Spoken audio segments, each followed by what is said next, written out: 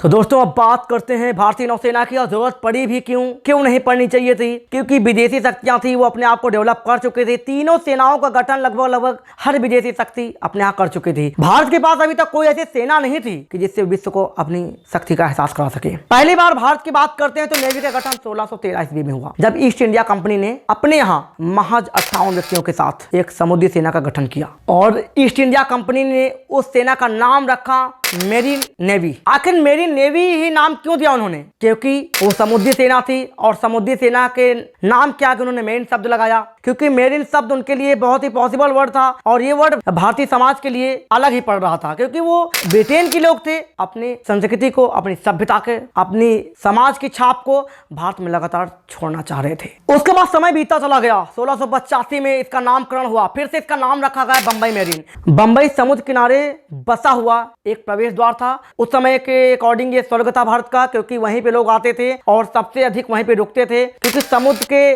किनारे जो शहर बसे होते थे उस समय अंग्रेजों को बहुत ही अधिक खूबसूरत लगते थे। यही कारण था कि उन्होंने बंबई मेरीन नेवी का नाम गठन किया और वहीं से शुरुआत होती रही। और लगातार बंबई मेरीन का नाम 1834 ईस्वी तक लगातार चलता रहा।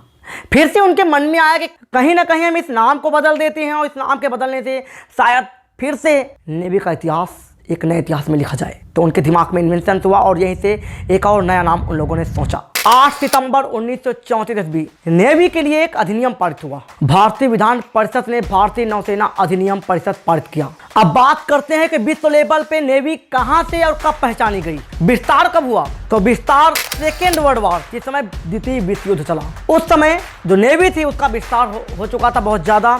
और उस समय जो सेना थी विश्व लेवल पे 2000 होती थी, लेकिन इसको बढ़ाकर 30,000 कर दिया गया। इसके पहले सिर्फ एक सभी देशों के लिए एक नियम लागू किया गया था कि कोई भी अपनी सेना को 2000 से ज़्यादा जल सेना नहीं रख सकता है। लेकिन नियम बदले, समय बदला और इतिहास भी बदल गया। इतिहास बदला तो कैसे? सेना लगातार अपने आप को इंक्रीज कर चुकी थी, सैनिक बढ़े, क्षमता बढ़ी और इतिहास के उन पन्नों को ही बदल दिया। तो सेकेंड वॉर में बहुत ही जबरदस्त साबित हुई। और यहाँ सभी देशों ने अपनी जो 2000 की सेना से उन्हें बढ़ाकर 30,000 कर दिया। स्वतंत्रता प्राप्ति के बाद जिस समय भारत स्वतंत्र हुआ उस समय भारतीय सेना, जो भारतीय इंडियन नेवी थी, वो नाम मात्र की थी। कहते हैं जिस समय भारत और पाकिस्तान दो राष्ट्र अलग हुए उस समय भारत की 1/3 नौसेना पाकिस्तान में जा चुकी थी और उसके भी कई निगेटिव फैक्ट भारत को देखने पड़े। लेकिन भारत ने फिर से अपने आप को बिल्ड किया, क्योंकि शक्तिशाली था देश, न हार मानने का जज्बा था, इतिहास लिखने वाले लोग थे यहाँ पे, इसलिए इतिहास लिखा भी उसने। और आज भी इंडियन नेवी को हम सैल्यूट करते हैं कि इतिहास में अपने आप को स्वर्णिम अक्षरों में लगातार लिखती चली जा रही है। बहुत सारे अटैक्स में उसने भारत का साथ दिया, जब भी वर्ल्ड वार हुए हैं या पाकिस्तान भारत युद्ध हुआ हो, चाइना युद्ध हुआ हो, उसमें इंडियन नेवी ने बढ़ चढ़ के हिस्सा लिया है। भारत सरकार ने नौसेना के लिए तत्काल एक योजना बनाई और योजना बनाने के पहले ही 1 साल बाद ही ब्रिटेन ने 7030 नाम का एक क्रूजर दिल्ली खरीदा। इसके बाद धनसक राजपूत, जिसका नाम रखा गया राणा, और बहुत ही अच्छा नाम था। राणा नाम क्यों दिया गया था? क्योंकि हमारे यहाँ राणाओं का बहुत बड़ा इतिहास रहा है। चाहे राणा प्रताप को ले लो, चाहे राणा सांगा को ले लो, चाहे राणा उदय सिंह को ले लो, इनकी 3 पीढ़ियों के नाम के आगे उस ऐतिहासिक नाम को सेना के नाम पे जोड़ दिया गया। तो सैल्यूट करता हूँ उस राणा परिवार को। और फिर बात आई कि अब इतिहास में और कौन से नाम जोड़े जाएं। नाम दिया गोदावरी, जो हमारे भारत की पवित्र नदियां रही हैं। कहते हैं गंगा में नहाने से आपके पाप धुल जाते हैं। इस गंगा को लाने से भारत का इतिहास ही बदल गया और भारतीय नौसेना लगातार अपने आप को इंक्रीज करती चली गई। इसके बाद 8000 टन का क्रूजर खरीदा गया, जिसका नाम मैसूर रखा गया, क्योंकि मैसूर से ही एक बहुत ही बेहतरीन लड़ाकू योद्धा तैयार हुए थे जिनका नाम था टीपू सुल्तान। इसीलिए भारतीय इतिहास में उस मैसूर के नाम को अमर कर दिया गया। 1964 ईस्वी में भारतीय नेवी में वायुयान वाहक ध्वज विक्रांत भी शामिल हो चुका था, जिसे नौसेना का ध्वजपोत भी कहा जाता है। क्रूजर दिल्ली एवं क्रूजर मैसूर 2 स्क्वाड्रन भी भारत के पास आ चुके थे तथा अनेकों फ्रीगेट स्क्वाड्रन भी भारतीय नेवी में शामिल हो चुके थे। और 1965 तक भारत के पास पनडुब्बी का भी आविष्कार हो चुका था। भारत ने पनडुब्बी बनाने की भी कला को सीख लिया था, जो विदेशी शक्तियों के माध्यम से, विदेशी सेना के माध्यम से भारत को लगातार सपोर्ट कर रहे थे। विदेशी जो हमारी शक्तियां थी उन लोगों ने भारतीय नौसेना को सपोर्ट किया और भारतीय नौसेना ने लगातार अपने आप को सीखने के लिए तत्पर रखा और सीखते सीखते वो लगातार अपने आप को इन्वेंशन करते चले गए और इतिहास में एक नए अस्त्रों का निर्माण भी शुरू कर दिया था। अगर उसमें बात करें आधुनिक पनडुब्बियों की, कि भारत में उस समय आधुनिक पनडुब्बियां कौन कौन सी शामिल हो चुकी थी, कौन कौन से फ्रिगेट थे, तो उसमें नंबर 1 पे आता ब्रह्मपुत्र, फिर ब्यास, फिर बेतवा, जो कि भारत में नदियां थी। उन नदियों के नाम पे ही इन फ्रिगेट्स के नाम रखे गए थे। और तलवार तथा त्रिशूल नए फ्रिगेट भारतीय नेवी में शामिल हो चुके हैं, जिनका निर्माण आधुनिक रीति से भारतीय नेवी ने किया है। कावेरी, कृष्णा और तीर पुराने फ्रिगेट इंडियन नेवी में ही उपस्थित थे और जिनका उपयोग वर्तमान में इंडियन नेवी के जवानों को प्रशिक्षण देने में किया जा रहा है। अब भारत की अगर बात करते हैं सागर मुख 3 नौसेनाएं कौन कौन सी शामिल है भारत के पास। भारतीय इंडियन नेवी ने छोटे नवनिर्माण जहाजों का भी कार्य लगातार अब शुरू कर दिया है और अपने अकॉर्डिंग वो लगातार जहाजों को ढाल रही है, बना रही है। हमारी इंडियन नेवी जो है विश्व लेवल पे एक अपनी अलग पहचान बना चुकी है। जो 3 सागर मुख प्रतिरक्षा नौकाएं थी उसमें अभय, अक्षय और अजय, ये 3 सागर मुख नौ सेनाओं के लिए शामिल किया गया था। अगर हम प्रशिक्षण की बात करते हैं कि नेवी प्रशिक्षण कहाँ देती है, तो जामनगर जो गुजरात में है वहां पे इंडियन नेवी का प्रशिक्षण दिया जाता है। और दूसरा है कोचीन, जिसे मालाबार गेट जहां पे है वहीं पर प्रशिक्षण दिया जाता है इंडियन नेवी को, जो कि कोचीन को ही दूसरा नाम अब एर्नाकुलम भी दे दिया गया है। और कोचीन की अगर बात करते हैं, कोची को अरब सागर की महारानी भी कहा जाता है। अगर हम नेवी की भूमिका की बात करते हैं तो इसकी भूमिका तो अविश्वसनीय रही है। इसने जब जब कार्य पड़ा है भारतीय सेना के लिए, भारतीय देश के लिए, अपने देश के लिए, अपनी कंट्री के लिए अपने आप को तत्पर किया है, अपने आप को न्यौछावर किया है। और जब भी जरूरत पड़ी है अपनी सेना को लेकर लगातार समुद्र की बीच लहरों में कूदा दिया है और लड़ाइयाँ शुरू कर दी है। कभी आपको अपने आप को लगा है कि आखिर नेवी इतनी अच्छी सेना क्यों है और नेवी के लोग इतने मजबूत क्यों होते हैं? क्या सेना की मैं किसी पिछली सेना की बात नहीं कर रहा हूँ, सेना सभी मजबूत है, लेकिन नेवी का जो जवान होता है पिछली, उसको जो समुद्र में जो हवाएं होती हैं, समुद्र की जो लहरें होती हैं, उनके बीच में रहते रहते वो पत्थर के चट्टानों के तरीके मजबूत हो जाता है। अब इसकी बात करते हैं कि इसका मुख्यालय कहाँ रखा गया, तो इसका मुख्यालय नई दिल्ली चाणक्यपुरी में है। और चाणक्यपुरी नई दिल्ली में ही रखा क्यों गया, क्योंकि इसके पीछे के भी रीजन थे, क्योंकि नेवी जो थी इसके पहले एयरफोर्स आर्मी, उनके भी मुख्यालय नई दिल्ली में ही रखे जा चुके थे। लेकिन नेवी का भी मुख्यालय दिल्ली क्यों रखा गया, मुंबई क्यों नहीं रखा गया? इसके पीछे के भी बहुत सारे पॉजिटिव फैक्ट थे, क्योंकि दिल्ली उस समय ईस्ट इंडिया कंपनी के लिए जो विदेशी आक्रमणकारी थे, हमारे जो विदेश के लोग आए थे, अंग्रेज लोग, उन्होंने दिल्ली को अपना एक अड्डा बना लिया था और यहीं से वो पूरे देश की गतिविधियों का जायजा ले रहे थे। इसके आदर्श वाक्य की अगर बात करें, सम नो वरुणा इसका आदर्श वाक्य है। इसके कलर की बात करते हैं तो इसका कलर है नेवी ब्लू, और नेवी ब्लू इसके नाम के अकॉर्डिंग ही उस कलर को डेडिकेट करता है, उस कलर को इंडिकेट करता है, प्रदर्शित करता है। नेवी ब्लू के साथ साथ इसमें एक और कलर मिलता है, उसको व्हाइट कलर बोलते हैं, सफेद, जो कि शांति का प्रतीक है। आखिर हो भी क्यों ना, आखिर देखा होगा कि नेवी जो होती है वो सफेद वस्त्र ही धारण करती है, और सफेद वस्त्र का मतलब है वो हर समय अपने आप को कफन में लपेटे रहते हैं। और बात करते हैं अगर वर्षगांठ की, तो प्रत्येक वर्ष 4 दिसंबर को नौसेना का वर्षगांठ मनाई जाती है। ये तो थी इंडियन नेवी के इतिहास के बारे में। अभी बहुत सारी जानकारियां बाकी हैं, तो हमारे वीडियो को स्किप मत करिए, पूरा देखिए और चैनल को ज़्यादा से ज़्यादा सब्सक्राइब करिए, क्योंकि भी बहुत सारे फैक्ट्स हैं जो इंडियन नेवी से संबंधित जो आपको मैं बताने वाला हूं, तो जुड़े रहिए हमारे वीडियो से। अगर इसके ऑपरेशन फ्लीट की बात करते हैं तो उसमें भी इसके काफ़ी नाम है। इसमें विमान वाहक हैं, युद्धपोत हैं, फ्रिगेट हैं, और भी बहुत सारी चीज़ें इंडियन नेवी में शामिल की जा चुकी हैं। लगातार इन्वेंशन हो रहे हैं और भारतीय जो नौसेना है वो लगातार अपने आप को शक्तिशाली बनाती जा रही है, क्योंकि इसके पीछे भी बहुत सारे कारण हैं। जो हमारे पड़ोसी देश हैं वो लगातार सपोर्ट कर रहे हैं इंडियन नेवी को। तो इंडियन नेवी इस समय अगर बात करें विश्व में, तो विश्व की सबसे बड़ी सेनाओं में शामिल हो चुकी है। तो सैल्यूट करते हैं हम इंडियन नेवी को। और भी इनमें बहुत सारे बेड़े शामिल हुए हैं, उनके बारे में बात करते हैं। माइन है, काउंटर हैं, पनडुब्बियां हैं। और पनडुब्बियां क्यों रखी गई, क्योंकि समुद्र के अंदर जो विदेशी आक्रमणकारी भारत में आते हैं, समुद्र के अंदर आते हैं, उनके लिए पनडुब्बी का होना बहुत ही ज़रूरी है, क्योंकि पनडुब्बी के ना रहने से हमारी क्षमता कमज़ोर हो सकती है। इसलिए पनडुब्बी का गठन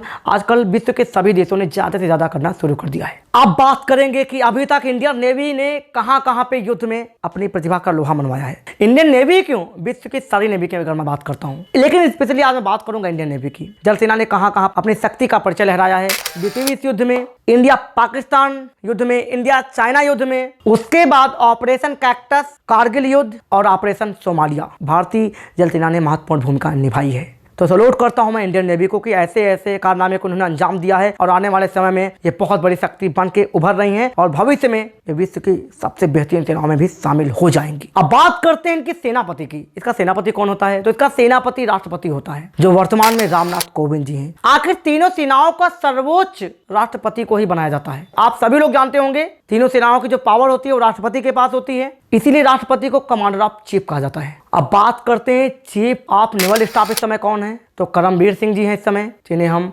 नौसेना अध्यक्ष कह सकते हैं। इस समय करमबीर सिंह जी को ये सर्विस दी गई है, वो लगातार अच्छा काम कर रहे हैं नेवी के लिए। अगर वाइस एडमिरल की बात करते हैं तो जी अशोक कुमार जी हैं इस समय वर्तमान में वाइस एडमिरल। तो वाइस एडमिरल का भी बहुत बड़ा अहम योगदान होता है सेना के लिए, इंडियन नेवी के लिए, तो वो अपनी सेवा भी लगातार दे रहे हैं भारतीय नेवी को। अब बात करेंगे नेवी में प्रयुक्त होने वाले वायुयानों की। आखिर भारतीय नेवी ने अपनी सेना में कौन कौन से वायुयान शामिल किए हैं, क्योंकि वायुयान के बिना तो सेना अधूरी है, चाहे नेवी हो, चाहे एयरफोर्स हो, चाहे आर्मी हो, क्योंकि वायुयान बहुत ही ज्यादा महत्वपूर्ण भूमिका निभाते हैं युद्ध में और सेना को ताकतवर भी बनाते हैं। तो इसमें सबसे पहले लड़ाकों की बात करते हैं तो लड़ाकों में इसमें आता है MiG-29K, जो कि बहुत ही शक्तिशाली है और नेवी को शक्तिशाली बनाने में इसकी महत्वपूर्ण भूमिका भी है। हेलीकॉप्टर की अगर बात करते हैं तो Ju-28 नंबर 1 पे है, 31C, सी किंग, चेतक, ये सभी हेलीकॉप्टर्स नेवी में शामिल हैं। अगर गश्ती पोस्ट की बात करते हैं कि नेवी में गश्ती पोस्ट कौन कौन से शामिल हैं, तो गश्ती पोस्ट में सबसे पहले आता है IL-38, टॉर्नियर 228, बोइंग P-8 आदि गश्ती पोस्ट में शामिल हैं इंडियन नेवी के तहत। अब बात करेंगे भारतीय नौसेना में कौन कौन से पोस्ट शामिल हैं, क्योंकि पोतों का बहुत बड़ा योगदान होता है, पोतों के लिए नेवी जानी जाती है और जिस देश के पास ज्यादा अच्छे पोत होंगे वो सेना उतनी ही शक्तिशाली बन पाएगी। तो पोतों की बात करते हैं कौन कौन से इंडियन नेवी में पोस्ट शामिल है। अगर विमान वाहक की बात करते हैं तो उसमें विक्रमादित्य शामिल है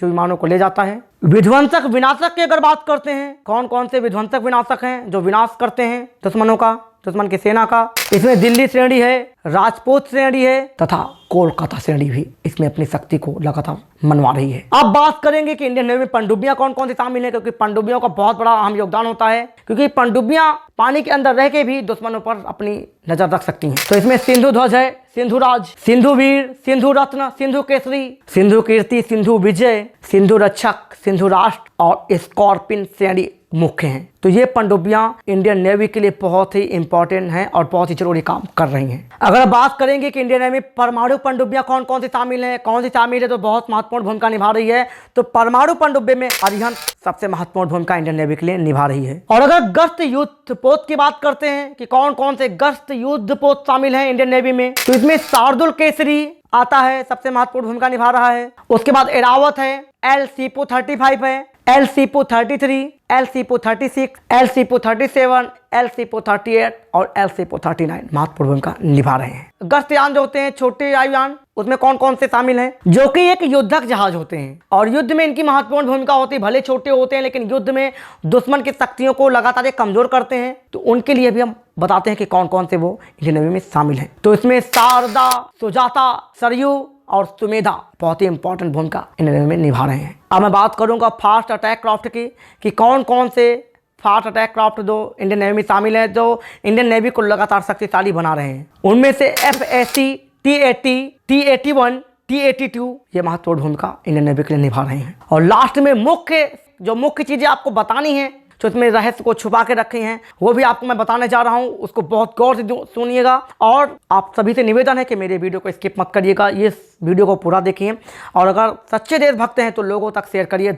लोगों को अपने भारतीय इतिहास के बारे में बताइए कि भारत में क्या क्या हुआ, विदेशी आक्रमणकारियों ने भारत के साथ क्या किया, भारतीय सेना का गठन कैसे हुआ। ये सभी टॉपिक आपके लिए एक सच्चा देशभक्त बनाते हैं। और अगर हमारी वीडियो अच्छी लगी हो तो लाइक, कमेंट और शेयर जरूर करिएगा। ज़्यादा से ज़्यादा कोशिश करिएगा कि वीडियो को स्किप मत किया जाए। वीडियो बड़ी जरूर है दोस्तों, लेकिन इंटरेस्टिंग है और आपको अपने ज़मीर से जोड़ के रखेगी कि आपने आज कुछ अलग जाना है। इतिहास में बहुत सारी चीज़ें ऐसी हैं जिनको आपने देखा होगा, लेकिन समय है अपने आप को जानने का और अपने इतिहास को अपने रियल लाइफ में उतारने का। तो जो मुख्य बिंदु हैं, मुख्य बिंदु के बारे में आज मैं बताने जा रहा हूं कि मुख्य बिंदु क्या थे उस समय। 22 अप्रैल 1958 को वाइस एडमिरल RD कटारी नौसेना के प्रथम भारतीय चीफ ऑफ स्टाफ नियुक्त किए गए थे। अब एक और क्वेश्चन आपके मन में चल रहा होगा कि रॉयल इंडियन नेवी जो शब्द था, रॉयल नेवी जो शब्द था, वो शब्द कब हटाया गया। तो रॉयल शब्द को हटाने का इसके पीछे का रीजन क्या था, क्योंकि भारत स्वतंत्र हो चुका था, भारत आज़ाद हो चुका था, भारत ने फ्रीडम प्राप्त कर ली थी अंग्रेजों से लड़के, और भारत दो राष्ट्रों में भी अलग हो चुका था, भारत और पाकिस्तान। 26 जनवरी 1950 को रॉयल शब्द हटा के इंडियन नेवी रखा गया और यहीं से इंडियन नेवी का नामकरण शुरू हुआ, जिसे हम आज के समय में भारतीय जल सेना कहते हैं। तो दोस्तों कैसी लगी है हमारी जल सेना की क्लास, इंडियन नेवी की क्लास। हमें कमेंट करके जरूर बताएं और ज़्यादा से ज़्यादा हमारे चैनल को सब्सक्राइब करें। अगर आप भी ऐतिहासिक किसी भी घटना में वीडियो चाहते हैं कि मैं आपको ढूंढ के लाऊं, बहुत बेस्ट तरीके से बेस्ट पार्ट में दूं, बेस्ट कंटेंट दूं, तो आप हमें कमेंट करें। आपके कमेंट को हम देखेंगे, स्वीकार करेंगे और मेहनत करेंगे कि आपको आने वाले समय में सबसे बेस्ट चीज़ दे पाएँ। और बहुत ही जल्द मेरी बहुत सारी इंटरेस्टिंग वीडियो आने वाली हैं, तो उससे पहले हमारे चैनल को सब्सक्राइब कर दीजिए, लाइक करिए, कमेंट करिए और बेल आइकन पे प्रेस कीजिए ताकि आपको हमारे सारे वीडियोस मिलते रहें। दूसरी चीज़ कि हमारे करंट अफेयर की क्लास भी लगातार आप तक पहुंच रही है, तो करंट अफेयर की क्लास को भी आप लोग लगातार देखिए क्योंकि एग्जाम के दृष्टिकोण से बहुत ही ज़रूरी है। तो मिलते हैं दोस्तों एक और इंटरेस्टिंग वीडियो के साथ, तब तक के लिए जय हिंद, जय भारत।